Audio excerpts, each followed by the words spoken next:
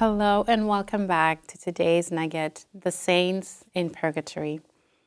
The doctrine of purgatory is a belief held by many Christians that teaches that the dead who do not deserve hell but are not yet ready for paradise can have their sins purged in purgatory and then from there ascend to paradise.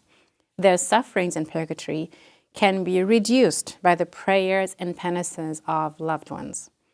Now, this teaching about purgatory is erroneous in two ways.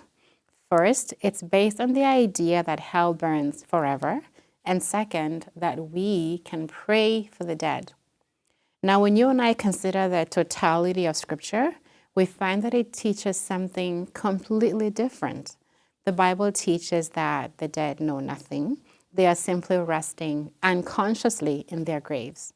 We find in Ecclesiastes 9, verse 5 and 6, "For the living know that they will die, but the dead know nothing, and they have no more reward, for the memory of them is forgotten. Their love and their hate and their envy have already perished, and forever they have no more share in all that is done under the sun." We also read in Ecclesiastes 9 and verse 10, "Whatever your hand finds to do, do with all your might. For there is no work or device or knowledge or wisdom in the grave where you're going."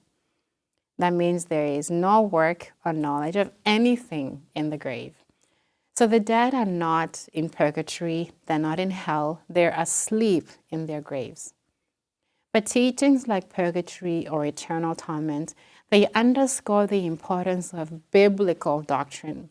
That before we accept a teaching about anything, we must use Scripture as our reference, and not just one text of Scripture, but the whole of Scripture.